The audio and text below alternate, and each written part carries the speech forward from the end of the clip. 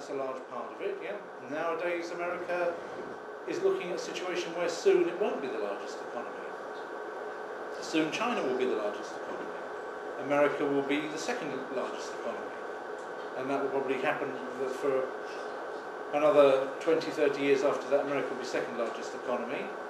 And then in 2050, America will probably become the third largest economy. So what will happen in that situation? Please do, yes. I hope it's not me that did it. Yes, am I making you sick as well? No, okay. Who's going to be the second? Well, who's going to be the second when? You said it would be China, and then it would be yes. India, then India. Well, you know, it's probably going to be India then, isn't it? So India, and the thing about India is it's a bit of a toughie with India. I'm not going to make a concrete prediction that India will get bigger than America by 2050.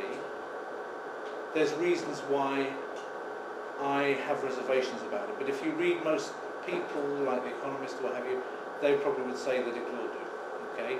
Myself, I'm in two minds about it, but I'll go with the flow and say, let's say that India will probably overtake America around that time.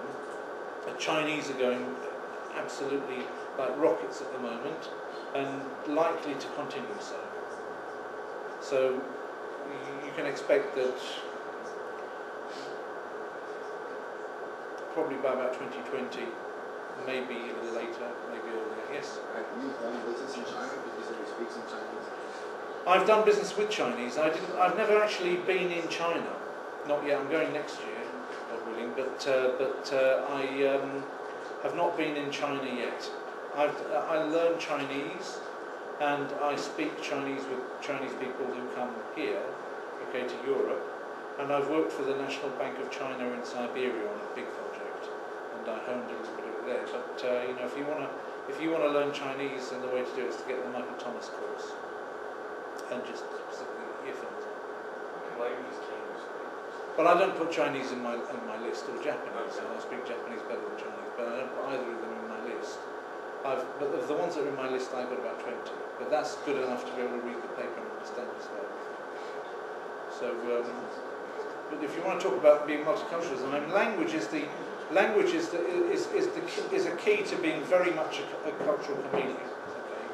And if you have a lot of languages, then it's certainly, because you said it comes down to individual mindset, and therefore, in order to know a person's culture, either on a corporate level or even more than that on an individual level, you've got to be able to mine their thoughts, and you've got to be able to really get to think the way they think, and you've got to get to be able to think in parallel with them. And that's what's always interested me, being able to do that.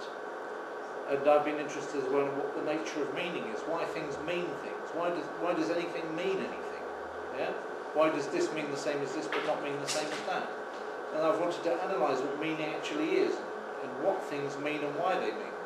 Okay, and that's what drove me to become a linguist. And if you become a linguist, if you start to learn different languages, it helps you to think about these things and to gain very deep insight about it. Okay, people talk about meditation, people talk about Zen Buddhism, people talk about various things like that. I don't go a bundle on those things. But if you do language work, and get into foreign language so that you really understand foreign language as well. Okay? You know what I'm talking about. You speak quite a few languages. Yeah? Czech, Slovak, French, Italian, and English. Yeah. So you know exactly what I mean. Because you speak English well, or because you speak French well, you can kind of get into their mindset more. Yeah?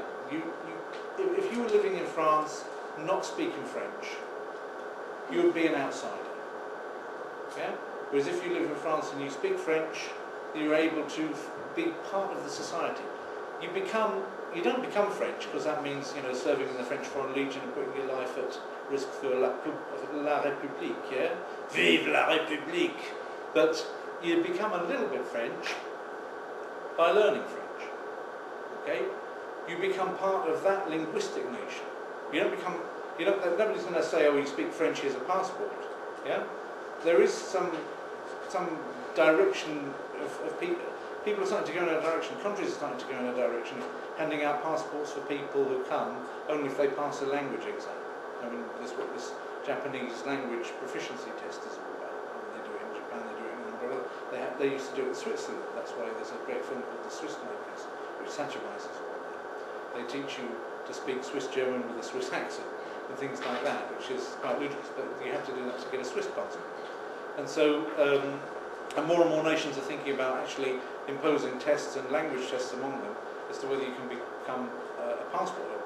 But in the main, let's say I worked in Russia, and I worked in Russia in a company where some of the foreigners were Russian speakers, and some of the foreigners were not Russian speakers. They had to have somebody translate for them or get the Russians to speak to them in English. And it's the same now. I work now with amongst Poles and amongst Czechs, and I'm learning Czech.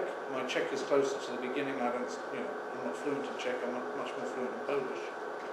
But even the amount that I've learned, which is enough to take part in a meeting so that I can still listen and hear what's going on and understand most of it. I might have questions that I write down and clarify at the end of it. Okay, but it means that I can become invisible. Yeah, I can become the chameleon that blends in. Yeah, and in Russia, for example, when I worked in Russia, if you speak Russian, and I'm not talking about just a little bit, if you speak Russian well enough to know what's going on, not have to ask people every 5 seconds, what did he say, what did she say?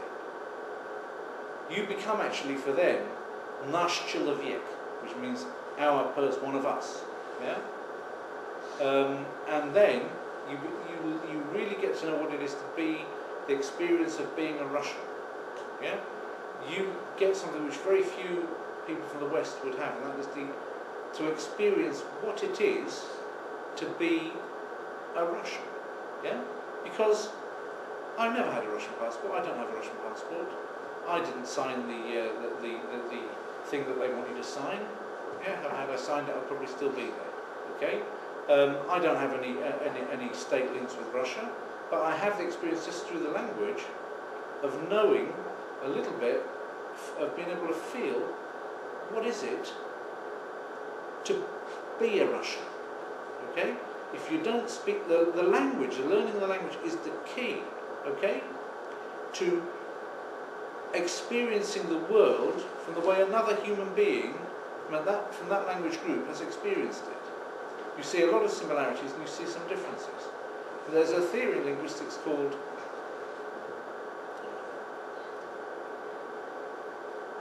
it's on the tip of my tongue. Two names. Anyway, what the theory says is this: there's no thought without language. So language is the vehicle of thought. It's stupid that I can't remember the guy's name. The two guys' names, Germans. And they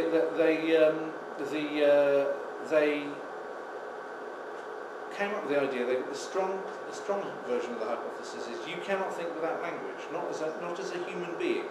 Okay, you would have animal level thought without language, but every thought that you have as a human being, which is human thought, is couched in language.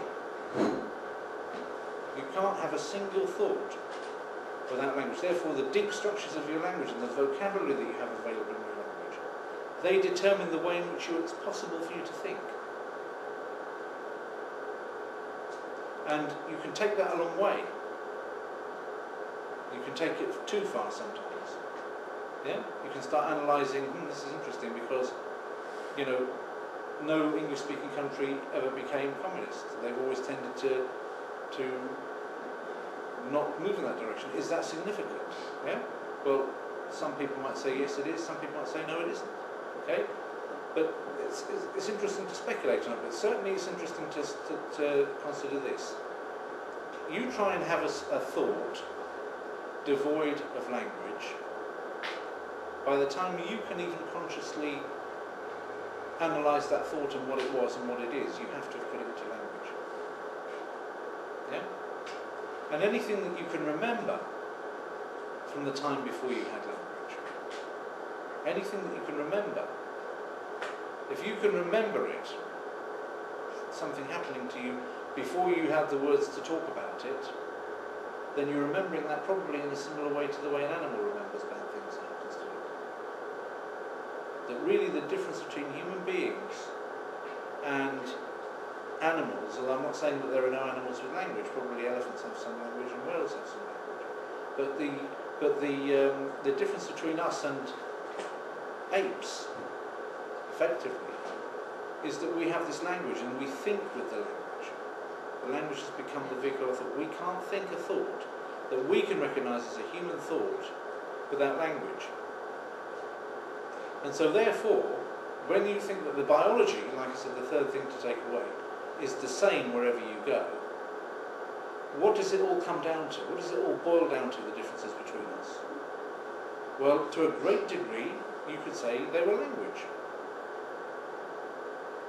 And therefore, in order to really become multicultural, you're never going to become multicultural, never truly multicultural, just by learning facts about other cultures. Okay?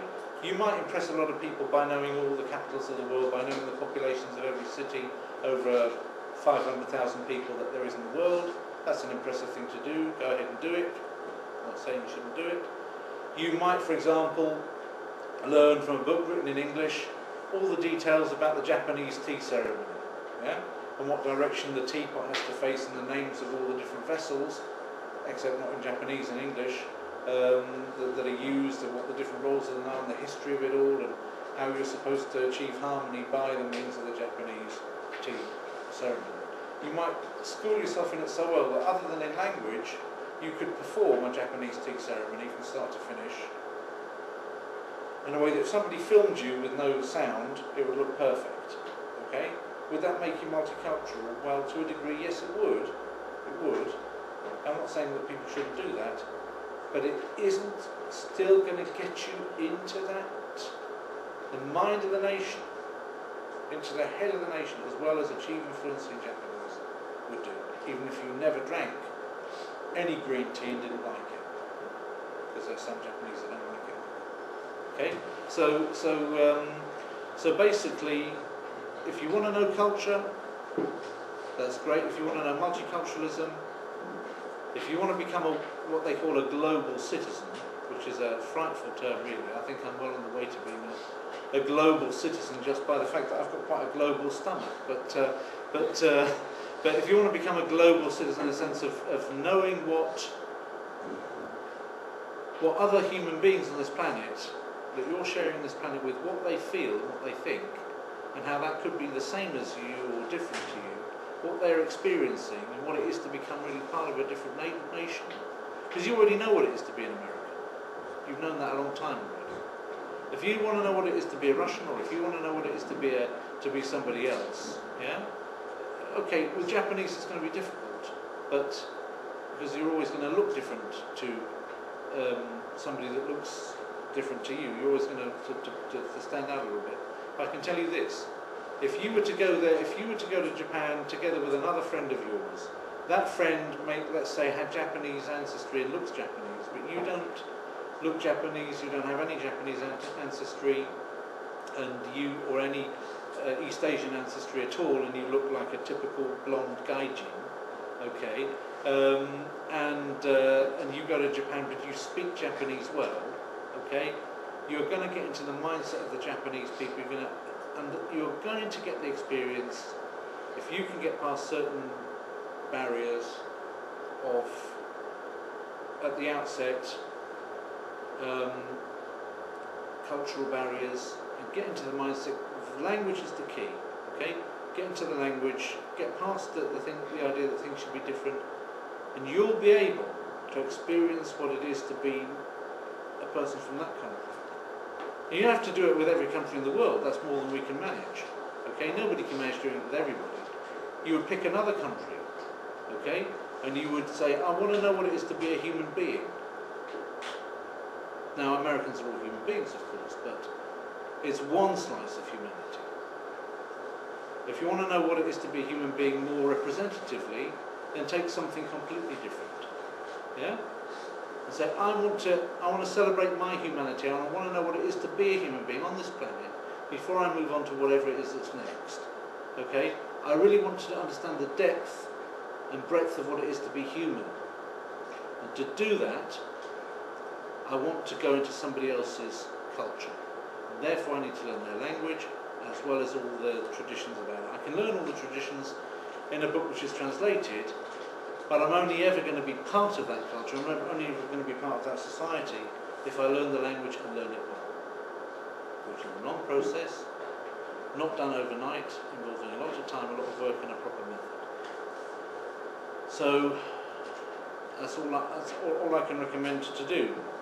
Now, I've gone over time already by about 20 minutes, and I've put up some things here of how to analyse cultural differences, what we can do about them, and what these percentages all mean, which I should talk about briefly. Can I have another 10 minutes to do that, or is... We kind of have to be somewhere else. You have to be somewhere else. Okay. Well, if you ever see me again... Quickly give us like a rundown. Okay, really fast, okay? This is the 2-minute version of this lecture, okay? So to do that, I need the notes. We did the famous culture clashes. How to analyse cultural differences. Different cultures can be analysed by their attitude to things like punctuality. Some people are late, don't mind coming late. Some people want to arrive on time. In Poland, you've got 15 minutes. In Germany, you've got to be on the button. As you can tell, I'm not very punctual, so I'm not very British. Deference to seniors. Some people believe that if you're older, you should defer to the older people. Some people don't give a damn. Number of people that get consulted in every meeting, that can differ broadly across cultures. Yeah? You get the Japanese come to a meeting, they're going to sit around the biggest conference table you've got, and there'll probably be some waiting in the corridor wondering why you haven't got a bigger one so they can all get around it. So at the end of the day, one man at the end of the table will listen while everybody discusses it, and then finally he will say, you know, this is what we're going to do, and everybody else will say, how? Yeah? And that's the decision made, yeah? Because it's one person makes the decision. The French are like that. One person makes a decision after everybody's consulted. Modesty versus flamboyancy. Scandinavian cultures, they don't like flamboyancy, they like modesty. Slavic ones, Russians, love a bit of flamboyancy. Body language. I don't even get onto body language, but some people use a lot of body language, some people don't use any body language. Or hardly any. Okay? And body language means something completely different to different people. If you say this, what does this mean to you? Okay, yeah? Well, if you do this in Brazil, you're basically also talking about the gentleman that loves himself. Yeah? That's not the sign to do to a Brazilian. So you have to watch your body language differs a lot. Some people use a lot of body language, some people don't use a lot. Food behaviour reasons. Some people eat food in business, some people avoid going to business. That can differ from company to company, not only from culture to culture. Trust versus micromanagement. Some nations have a tendency towards micromanaging everything. Yeah? Others prefer to trust. Swedes micromanage every last detail, don't give you any freedom until you're with a Swedish company. Work for the Italians, they'll say, I don't want to check him, I will trust him. If he crosses me, he will be sorry he was born. Yeah? But we trusted up to that point. McGregor's theory X and Y. Some are theory X managers, and that becomes the organisational culture.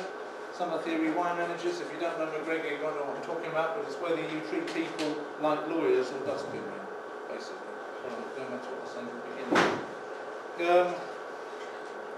Whether there's an awful lot of commonality or solidarity between people, whether people want to help each other in a team, whether there's an atmosphere of support, or whether somebody, when they get a project, says, oh, this is my project now, and I'm going to make it successful, all on my own. Yes? So, reactions to outsiders can differ greatly in cultures. Willingness to work with other languages, willingness to work with another method, acceptancy of different types of ways of working, whether we want to always work with the same way that's worked forever, or whether we're every 5 minutes taking things apart and putting it back together again to see if we can make it better, which is what Americans are famous for right now. But that's something which Americans are generally admired for. Americans don't like saying, oh, this is good, I accept it, I'm going to live with it forever. They say, okay, that's good, that's nice the way it is, but I'm getting tired of that. Let's pull it apart, let's put it back together, and let's rebrand it, let's restructure it, let's re-engineer it, let's rework it. That's part of what we would say is a hallmark of American culture. extroversion against introversion, yeah? How much you would be able to sort of go up to people you don't know and talk to them. How much touching you can do on somebody, yeah? That can get you into an awful lot of trouble. You touch the wrong person in the wrong place, yeah? You touch a Thai person on their head, bad idea. You touch a Sikh's turban, bad idea, yeah? So you've got to have some awareness of that. Whether you can be emotional in business, yeah? Or whether you should try to be without emotion. Within Europe, you've got the so-called non-emotional north, the Swedish, and the emotional south, like Greece and Italy, what have you. But again, can be such that Greeks are very analytical, and you can get sometimes Scandinavians that get extremely emotional about things. But that's the stereotype. Within America, you've got a mix of all those things coming from different places, so you've got both emotional and non-emotional approaches to work. So whether the organisation always seems to be in a hurry, or whether it always has a sense of urgency, or whether it's kind of got this kind of nice balanced pace, whether family is important or not important, whether when you go on conferences for that group, you're able to take your wife with you, encouraged to take your wife with you or not, yeah? Haworth, TPA Haworth, if they go off to conferences together, I know this because I used to be in the Haworth network, they take the spouses with them usually. Yeah? So, whereas there's other networks where you don't take the spouse, and then there's other networks of accountants where you must. In the HLB network, you must take your spouse if you've got one. If you can't take one, then they say, what's wrong with you? Yeah?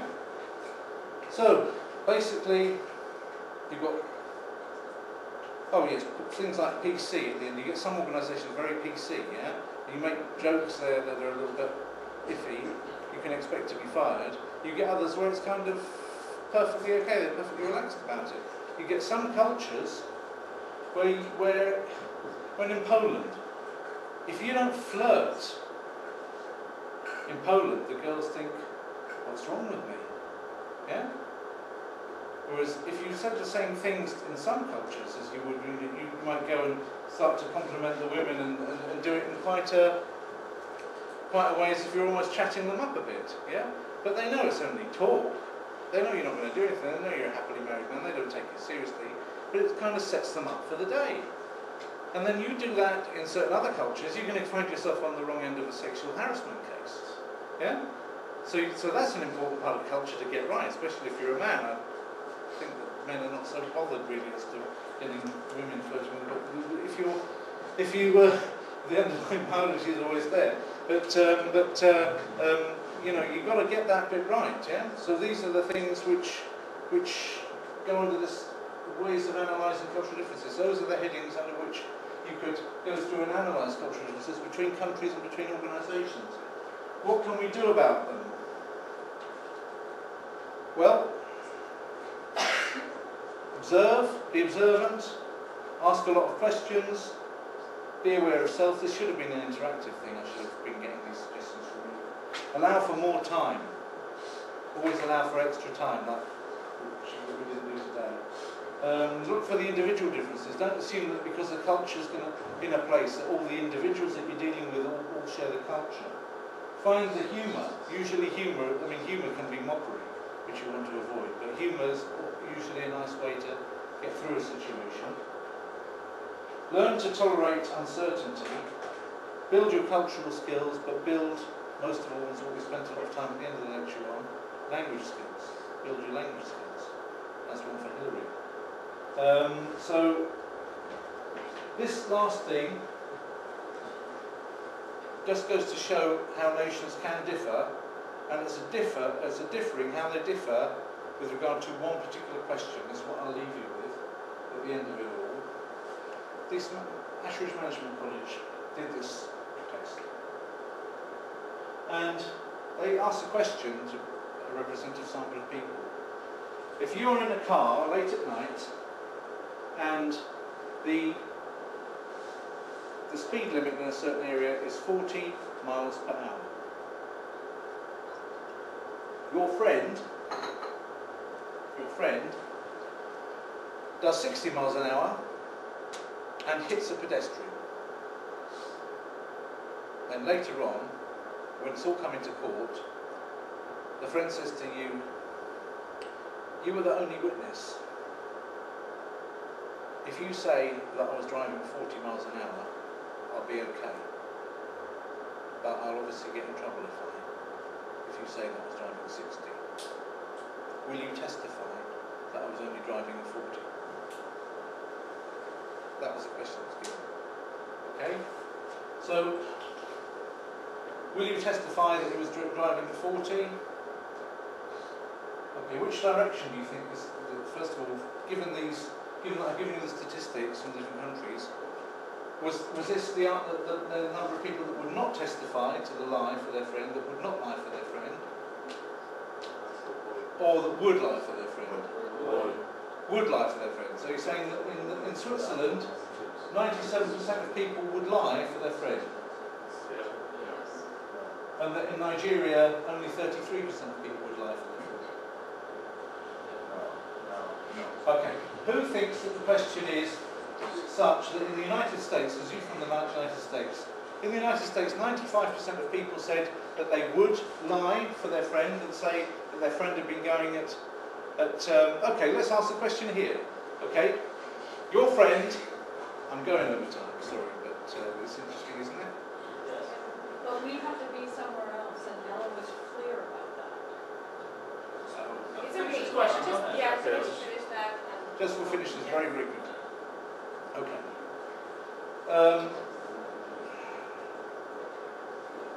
Very quickly, these are the people that would not lie for their friend.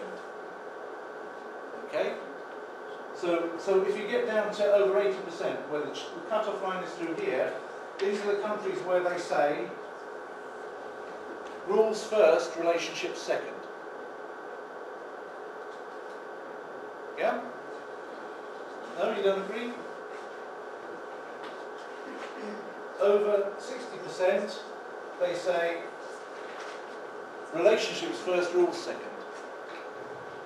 And this group here is it all depends on circumstances.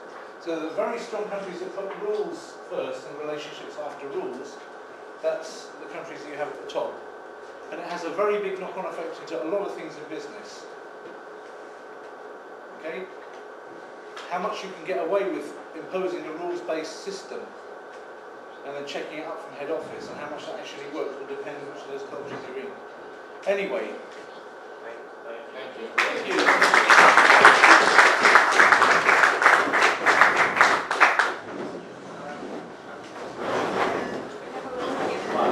Oh, thank you. Thank you very much for your time. Okay, thank you. Thank you. It was lovely. Thank you. Thank you very much. It was a pleasure. Thank you. Thank you.